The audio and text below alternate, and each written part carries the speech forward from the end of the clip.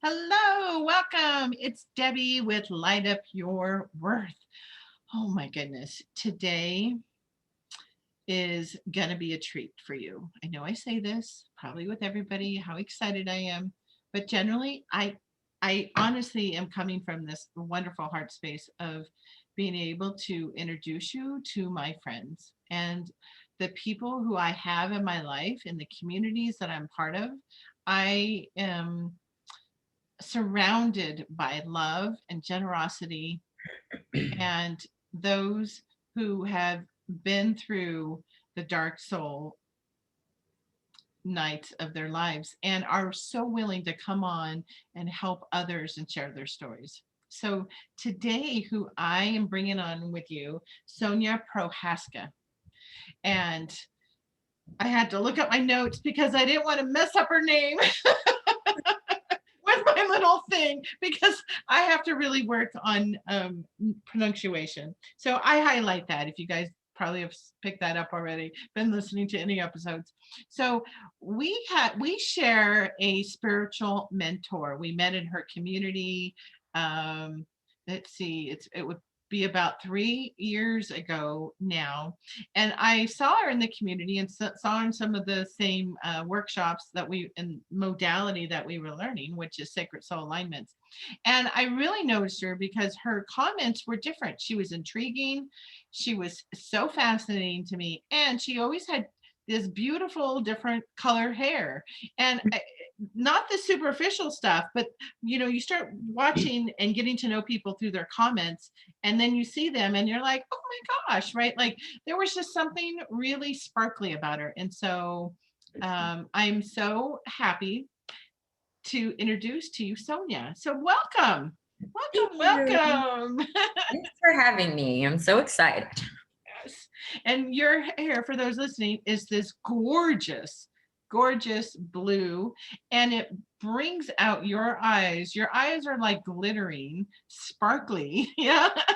Thank So when you. people watch it on YouTube, they can see it. But my gosh, you have such gorgeous, you have not just gorgeous eyes, but your eyes are like you can truly see into your soul.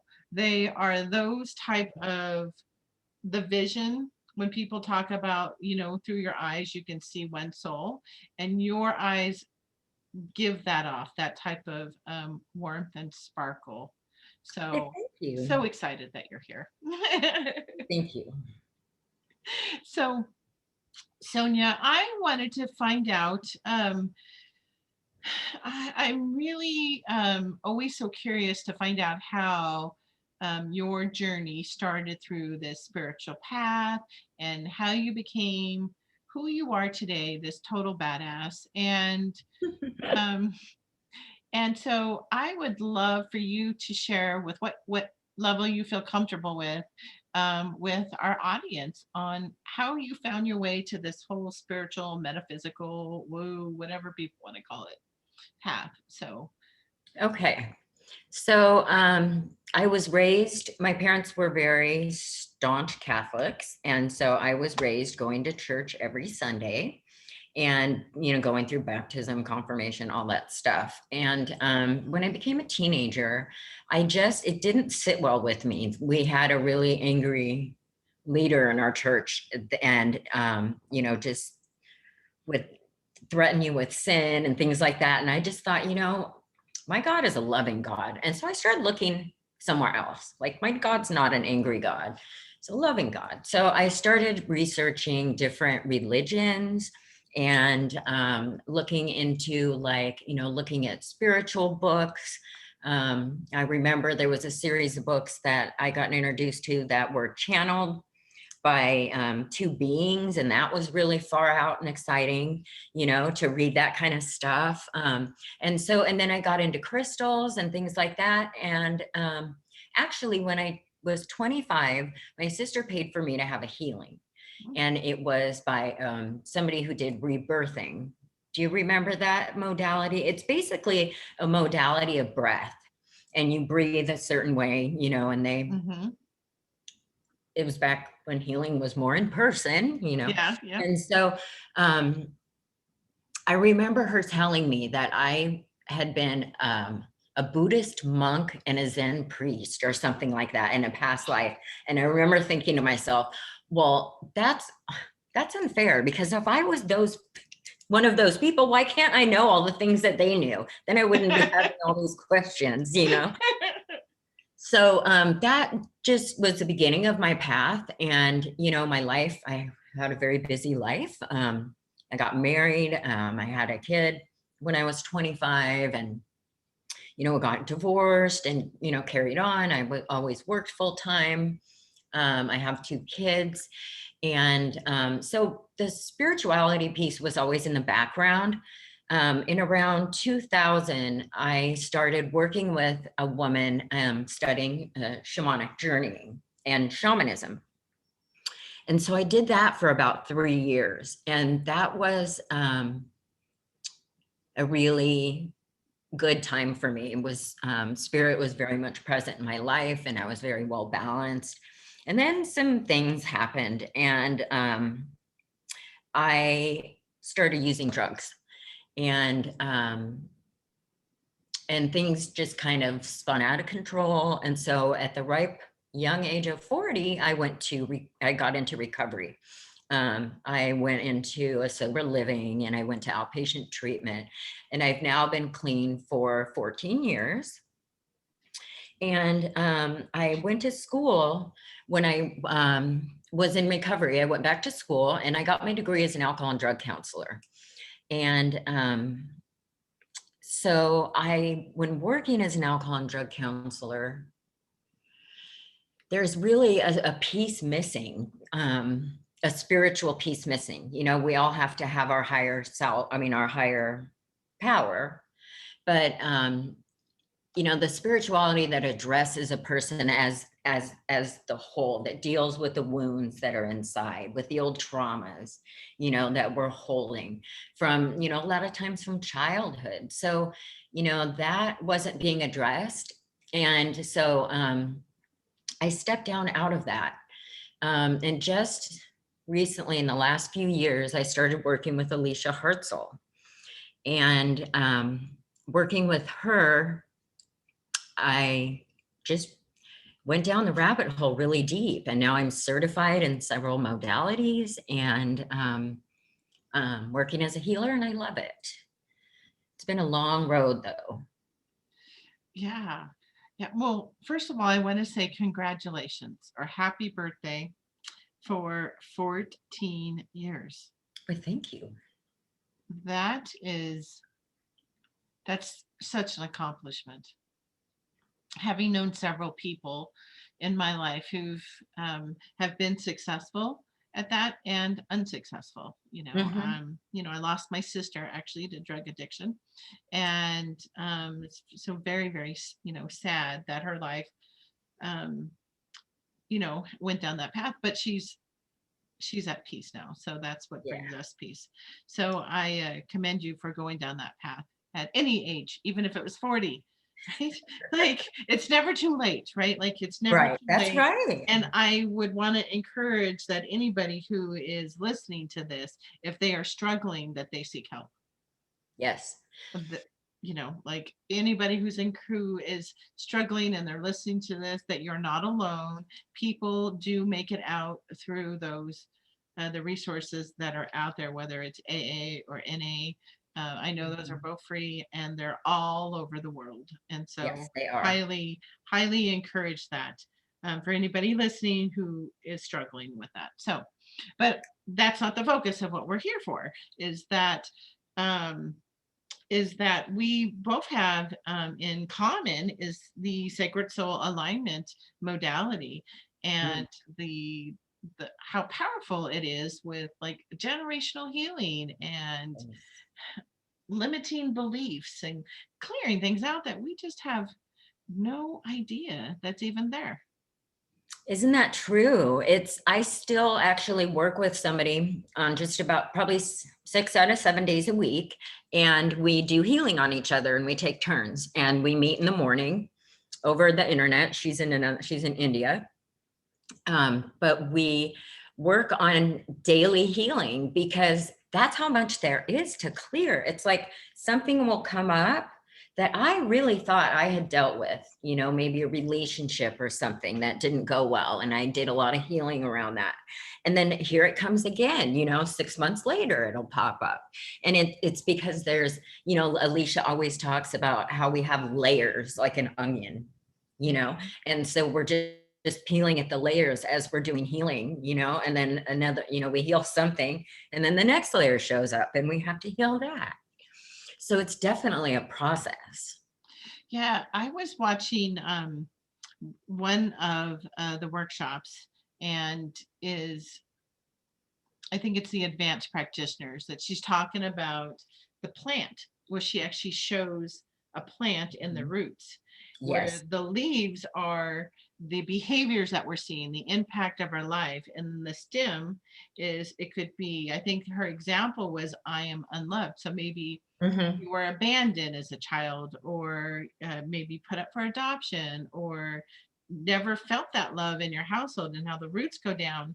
And we have so many big roots that could be just attached to one thing. Like one Yeah. was attached to relationships, one was attached to the environment. It's absolutely fascinating. But Mm. I love, like, just like the onion, the whole peeling back. And if we don't pull out all the roots, that's why it takes time to go Mm-hmm. through and work through the different layers of what we're working on. And I Definitely. think when people are not so spiritually knowledgeable, and maybe on their newer part of their journey, Mm-hmm. maybe they don't understand why people keep doing so much different types of work, different modalities. um like, It's couldn't funny it be because one and done, you know? my dad will say, I live as a caregiver with my 93-year-old dad. And so, you know, he'll ask me, what do I have on my agenda for the next day? And I'll tell him, well, I have a call in the morning. Well, what do you guys do? He asked me. And I said, we practice healing and we take turns. One day it's her, the next day it's me. And he goes, well, aren't you all healed? Aren't you healed by now? Yeah. And it's really hard to explain. It's like, no, I'm not. There's a lot, you know, but it doesn't, it is, um, you know, a good question. Aren't you healed? Aren't you done? Hmm. Right? Like, and Yeah. it's interesting how different things can trigger us. Mhm. Um, it doesn't, yeah. Well, So, I'm 57, and mhm, so I have a lot, you know, like that's a lot of years. And if you think about like as a child, before you're thinking or talking really for yourself, you're taking on everybody else's beliefs, your parents and your siblings, and then you know what is right and what is wrong and that type of thing.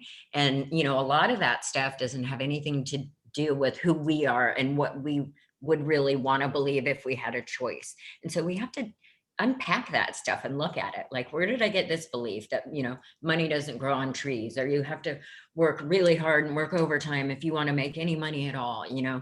And you know, the different silly beliefs that we grow up carrying. And when you think about it that way, you know, there really is so much over the years that we grab onto that really we don't, it doesn't help us. It doesn't help us to move forward. There are things that we really need to let go of so mhm. that we can move forward and become more of our authentic self, finding out Yes, who that is. yes. Mhm. And isn't it, even if you grew up in a household that was not that there's a perfect household, but Sure. um less traumatic things, what we grew up with. So we're close in age. I'm almost 55. And so what was acceptable being raised in the 70s when we're in Mhm. school is very, very different Mhm. than now. I mean, we Boy, would isn't it? roam the streets, right? And when it was getting close to dark, you come in, or my Yeah. goodness, we used to drink out of the water fountains, like the Yeah, the hoses out hoses. front, the Mhm. hoses.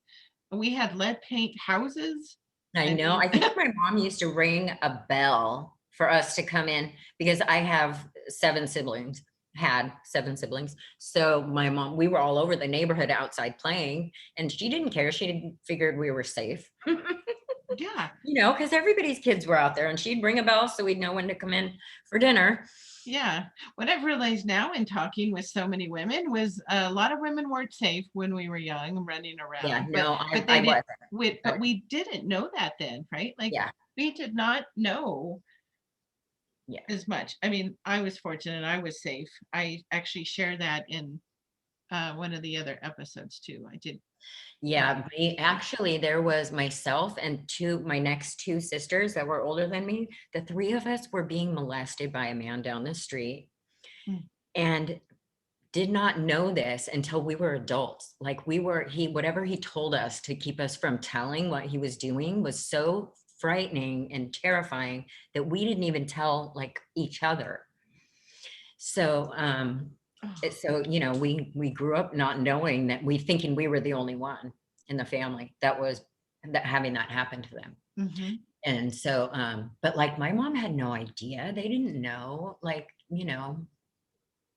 people didn't talk about that kind of stuff back then. Yeah, I found out that about my neighborhood. And I think it was when we were in early high school years that there was somebody on our street who was doing that too.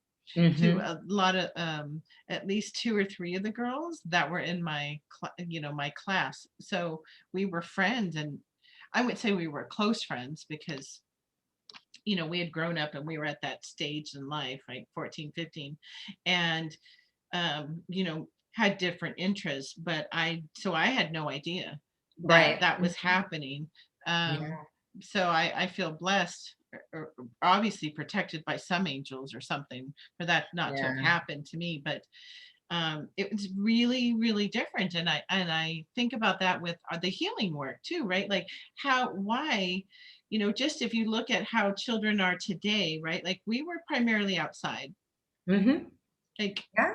you had to be outside. What were you going Yep. to do inside? My TV mom would be like, go outside. We can right? watch TV. Yeah. When No. did TV come on in your house?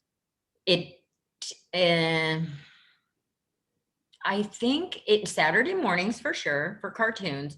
And I think there were certain shows we were able to watch, but there was like 13 numbers on the channel dial, and not all the numbers were a channel. There was only a few of them, Yeah. and there wasn't much to watch anyways. I remember being homesick from school and being allowed to watch TV and having nothing on that I wanted to watch. Yeah, the soap operas, or like I don't know what time, like Happy Days or something probably came on at like 7 or something, because we were in bed Yeah, by like like we could 9. watch that kind of stuff. Yeah. Yeah, the Partridge Family and the Brady Bunch. Actually, what's so funny is that I couldn't watch Speed Racer in my family. Oh, yeah.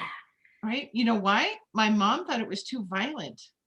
Oh, really? And I've watched it now and I'm like, oh, okay, I can see that, right? Like I've picked it up on YouTube and I'm like, oh. And I realize now, so if I take that analogy of Speed Racer, like think of a show that you would have watched, like with Charlie's Angels. Right. Did you watch Charlie's Angels I did. growing up? I did. See, like I think there's even the corny shows, what was the one with the car and they redid it with the Daisy Dukes, Oh, and yeah. Hmm. right? Yeah, uh I know. Starsky and Hutch. No, that was No, another one. it's God, it's on the tip of my tongue. It was in the town of Hazard. Yeah, yeah, Dukes of Hazzard. Dukes of There, Hazard. there's a That's what it's Dukes of called. Hazzard, right? So Yes. these were all normal, and the news, like there was a war going on when we were growing up, and people's parents, dads only then, right, weren't coming home, and so um we picked out all that up. Yeah. Definitely. So so tell me now, as I go off on this little tangent about 70s TV shows, right? But and how different it was. But I think why I think I brought it up is that something as simple as watching something like you know, that happened on Charlie's Angels, right? Where they get the bad guy, but somebody gets Right. hurt. And Sure. that we actually retain all of that as children. And though now it's kind of on the other extreme sometimes, but Yeah. um, Well, it's for that matter, if you think about Bambi, like what little kid hasn't seen Bambi and the trauma of Bambi's mom getting shot, yeah, like that's so sad. Like I won't watch, I like watching Disney movies, but I won't watch like Bambi or The Fox and the Hound because they're too, or Dumbo, because they're too sad, as an adult. And so you think about that, it's traumatic for a little kid, those kind of little traumas sometimes get, stored in our bodies and need to be healed. Yeah. yeah, all the different layers. Triggers. So all the triggers. And so since we have a shared mentor, so how have you gone from there, and what um what are you still using, um and how has it really impacted where you are today? Like, Okay, what did so this journey teach you? there's been several tremendous, miraculous impacts from learning sacred soul alignment and sacred light foundations and practicing both of those.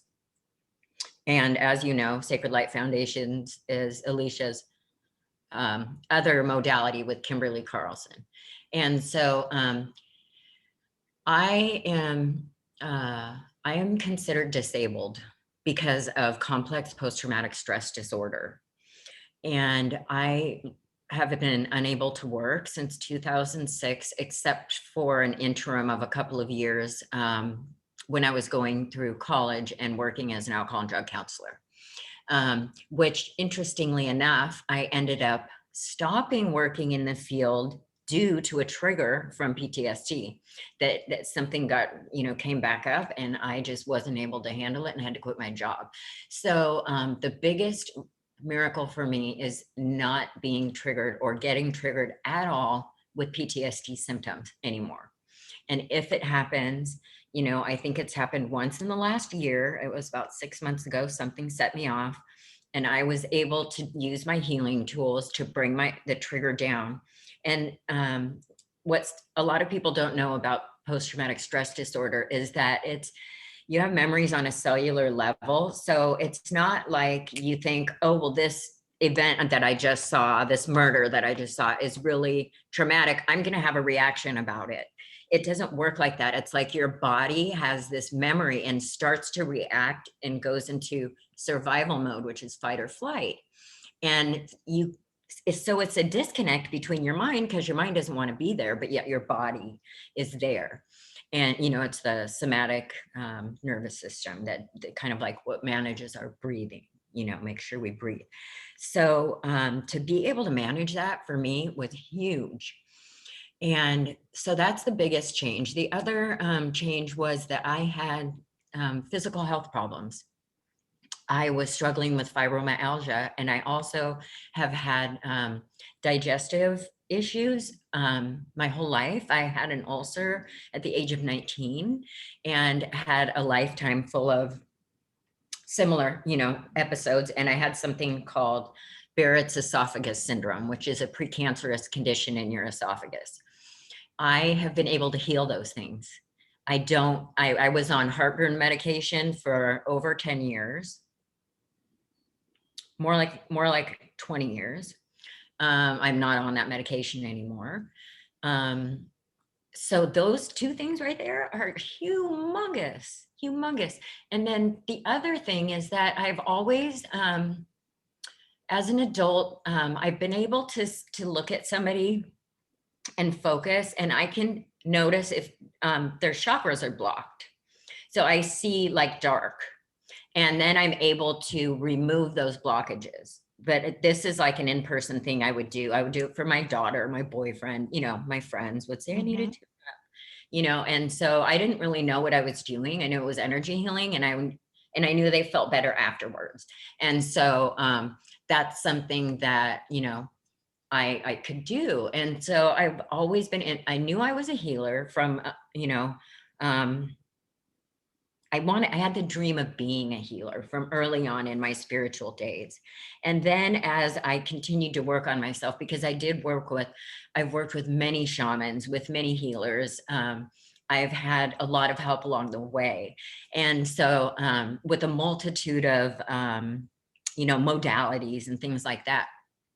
And so I was told probably around 2011, when I was really struggling with my PTSD, I was told that I was a healer and that it was time and I was ready by a woman who channels Mother Mary. And I have a really deep connection with Mother Mary. She's one of my guides that I work with. And so when I saw Alicia and I saw her free class, and she was just the right teacher for me at the right time. And so by, going head on and, I took, several of her healing classes, and then I took the certification course. And I've been, I've been studying mostly just with her and Kimberly for the last couple of years. And just, towards the end of last year and this year, I've been, venturing out and working with some other, things like my, the Magdalene Rose Temple that I work with and doing healing that way. So I've just been able to go full time head in since I started working with Alicia to becoming and owning and being that healer that I dreamt of and that I've been told that I'm ready to be. So I'm just really excited. I have, a Facebook page. I'm in the process of creating a free master class, and then I'm going to be, offering one-to-one healing. And so I'm just really excited, and I'm really eager to help as many people as I can. Yeah. So who do you think you're going to naturally draw to you? Who do you think is going to be that person? If they're listening, they're like, oh, that's me. Is it? Because Well, your life experience, I mean, fibromyalgia, how do you pronounce it? Fibromyalgia, myalgia. Yeah. right? Is something in itself, Yeah. right? That stops Mhm. people in their tracks. Right. That alone stops people in their tracks. The other health conditions stop people in their tracks. PTSD stops people in their tracks. I spoke with will be published before this, but I spoke with Beth, and she does somatic dancing to help with Right. trauma that is held in the body through a physical movement. And she says it may not look like that dance that you're used to seeing, but it's sometimes just being able to lift your legs Yes. because of how it can attack. You get frozen. Yeah, some people get frozen and they can't move, and so the there's some new things coming out like that, like the trauma dancing, where you're releasing from your body, you're moving your body and releasing and getting that trauma out. And from the people I've talked to that I know that are trying these things, they seem to really like it. Yeah. So she Yeah. was I think she was going to end up working with a lot of people with PTSD. Mhm. So we had shared, and I'm sharing this because when I'm putting out there for the universe, the intention is at some point, I do this podcast for the love of talking with people and wanting to reach people. There's no Sure. monetary things that happen with this. At some point, I suspect that it will. At some point, then what I'd like to do with it, specifically from the podcast, is to start a nonprofit that helps women with PTSD. Oh, that's great. And my other love with pitties. So what I want to do is create a nonprofit with pit bulls that Nice. are matched with a woman with PTSD and have housing, because they're also the dogs are discriminated against. Yes. And there is nothing like, you've obviously been around pitties, and Yes, I I have a love 90 people. Mhm. 90 pound boy, and he Yeah. literally gives you a hug. Mhm. They're wonderful dogs, wonderful dogs. And cuddly, and they sleep against your legs, and they Mhm. take over the bed and the Bed couch, and hogs. the Yeah. total cuddle, like they think they're a chihuahua. And I Mhm. want to be able to bring this nonprofit together with people who have experienced PTSD, who have these different modalities, because I don't Mhm. think there's one and all and it's all done. That's, I Right. think, the power of it. Like some of them you'll get some benefits, and then you get different benefits from each of the types. And so Right. how do you think, um like, the PTSD, the changes that you've been able to see Mhm. through this work with, like, say, Sacred Light Foundations, because I have found that mind blowing, honestly, when I'm Yes. using it in my sessions with people. It, Heck, it's I use it daily too. mhm. I use both of those modalities daily, but I love what you're saying. I remember, um, I when I was working in recovery, there was talk, about how it would be so great if there was a clinic that would deal with mind, body, spirit, not just the physical body and the physical addiction, but the healing that needs to come. And the same thing, a lot of people with PTSD use because they can't handle the way they feel, Mhm. so oftentimes it's intertwined, they use drugs or alcohol. And so, I would love to see a women's, or for men too, I don't know, a healing center that does address all of these things for people who are struggling with addiction. But and also mental health issues are very much married with addiction. So when I was going through my alcohol and drug counseling, I specialized in mental health when I was going through the schooling. And I also struggle from depression and anxiety on top of PTSD. So that I have that's a real big passion of mine as well, as helping people that are struggling with their mental health issues. And because there's so many things we can do to get better. And I'm living proof. And so I want to help these people that are struggling with PTSD or with addiction, you know um, to heal and to realize that there is life after the struggle, and there's a good life after the struggle. Oh, you just gave me goosebumps, Sonia. Giving myself goosebumps. Like, I can see, like, so for those listening, they may or may not know, right? Like, goosebumps is for Like almost an every affirmation. the Yeah. confirmation. So when Yes. somebody's like, "Oh, I Mhm. have goosebumps," right? Like, we both know this, but we both got goosebumps at the exact same time. So that is like universe is saying, "Yep." Like, Yeah. you are, as you step into it, the moment you step over the line and decide to be visible, Hmm. universe will reward you. I got that from my coach Kathy Heller. She says I that. love that. And so it's not my original, but she says that once you step out, you become visible, the universe will reward you, and quickly. And Hmm. you're being able to reach PTSD and realizing that, I think I've had it, in short, nothing so overly serious, but I know I've had it now. Now that time has gone by, and a couple things that have happened with Sure. me, and one, I worked in a psych hospital Yeah. That'll and give you was PTSD. responsible to keep the kids clean. I mean, not clean, but safe from each other, Yeah. basically, right? When they would have their episodes. And it's very traumatic. It was It very, is. very traumatic It is. to work in that environment, especially as an empath and a healer. Hmm. Yeah. You can feel Hard so to watch. much. And so I really look forward to when there's so many more resources to help people, because how Mhm. many people have heard, well, to get through where you've been, that there is a life, and it's a good life, and that there are something other than this traditional stuff. And Yeah, I think, like, in this day and age, I think anxieties and depression are so widespread. they And are. I we can't come out and say, oh, if you do this, then it will go away. But I think it's the Right. unpacking of the traumas, or the life, or the disappointments, or whatever it is that got all mixed in, Yeah. and help us. And what do you think about that?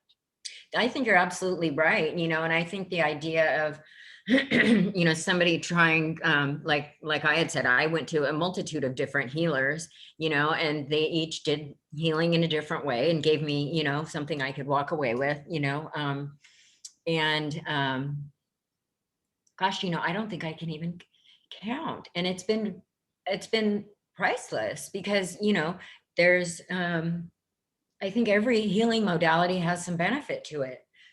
And so to experience different ones, I've been really blessed Mm-hmm. I lived in Santa Barbara for a long time in California, and that's a very, new agey kind of town. And so I was lucky in that manner to have a lot of people in the neighborhood, let's say, that did different kinds of healing and stuff like that, channeling and things like that, past life Mm-hmm. regression, and yeah. Yeah, it's super, super powerful. The what's the name of your Facebook group? My Facebook group is called Tribe of the Cosmic Rose. Mm-hmm. And what do you guys focus on in there if somebody's interested in, It's just basically inducing? like uplifting posts, sometimes little educational posts. I also I'm a practicing witch also. And so I share things in there sometimes too, like, how to make a money spell jar or things like that, So it's just kind of a fun place to come that's safe, and maybe you can learn something, definitely leave something, and Mm-hmm. try to get some humor in there as well. So it's just a nice, safe place to come and meet me. I love that. The other thing I wanted to point out is because we are both sacred soul alignment practitioners with Alicia, Mhm. actually both advanced. And what I find beautiful, and I want to hear your thoughts about it, is that we practice some of the same stuff, but we have all like different, I call it the crock pot analogy. Have you heard me talk about Mhm. that? Like you threw in being these different modalities, and and then it becomes you, even though we might Mhm. share some of the same, and how it Sure. all shows up. So what's your thoughts on that, and how do you view that? It's been really beautiful for me to, in, working daily on in using sacred soul alignments, is how beautiful other things come in and work with it.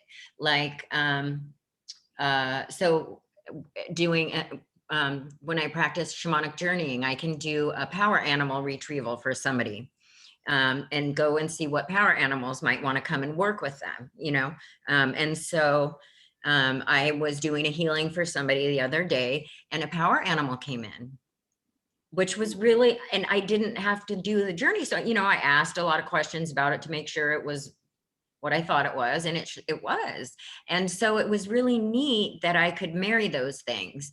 And then also, as a rose priestess, I work with the energies of the red rose, the white rose, and the pink rose, and I can bring those in. I work with guides and angels. So I'll often have, like, Mother Mary will show up with white roses. And, if I'm doing a womb healing, she may, touch the white rose onto the womb, and so but it's all starts with sacred soul alignment. I start out my healing with the sacred light purification healing combo, and then it goes from there, and so it's just been really beautiful how I can use it and with everything. Yeah. So I think I'm going to share, because we've been talking about it a lot. I'm going to pull up the official description of Sacred Soul Alignment Okay, to honor Alicia Alicia. Hartswell. Okay. So sacred soul alignment is a powerful healing modality that releases lifetimes of negative beliefs, vows, and contracts from this lifetime and every other lifetime and timeline, bringing in healing, manifestation, and creation at the highest level that will lead to lasting transformation and transcendence, allowing you to achieve divine inner alignment. So it clears entities and negative energies throughout lifetimes. It dissolves limiting beliefs and replaces them with positive, empowering beliefs, and resolves outdated and unnecessary oaths, vows, and contracts and agreements that are blocking you or your clients from creating desires while keeping the lessons learned from them. clears negative emotions that are stuck in your DNA cells, cellular memory, chakras, and nervous systems. So it aligns. So when we run the alignments that we're talking about, sacred soul alignments, it aligns your vibration, your cells, your DNA, your energy field to match the energy of that particular alignment. So these are all qualities and cellular natures that already exist in each of us. And these alignments help to awaken and raise our vibration so that we are able to accept them. So what I love about it is that they go back 7 generations forward and backwards. So we inherited these through our lifetime. So I wanted to make sure I put that in there so Yes, that we definitely. honor her. I don't have the Sacred Light Foundations here, but I think in this show notes, I will put a link into Alicia's stuff too. So if they're Okay, sure. really interested in learning that modality and getting certified too, I'll put that link in there. Right. And when you were reading that, the one thing that really jumped out at me was how it clears on a cellular level. And I'm living proof that it does that, because that's why it's so valuable in working with PTSD, Mhm. because PTSD is all on a cellular level. And so, I'm living proof that you can clear that cellular memory Yeah, and it's replace it with good stuff. yeah, it's so important. So thank you, Sonia, so much for honoring It's me been and sharing great. your story. And I know we'll see each other soon, but Yeah. it is I'm so glad I was able to have you bring you on and share, where you are now and who needs you and who's looking for you right now, and they're going to hear this and Mm. go, oh, they're going to feel this warmth, and this And to love work that with me, generates. Mhm. go to my Facebook page and Tribe of the Cosmic Rose and meet me there. And thank you so much for having me on. This has really been great. Yeah, this is I've had a good time. yeah, me too. Me too. I Yeah. just love I just love this. So I will add all of this information, how to reach Sonia and a little bit about her bio in the show notes too, for those who want to connect. Or you can Sounds good. always either even find me on Instagram too, and I can reach Sonia as well, or send a message through the podcast. So All thank right. you. Okay, bye-bye.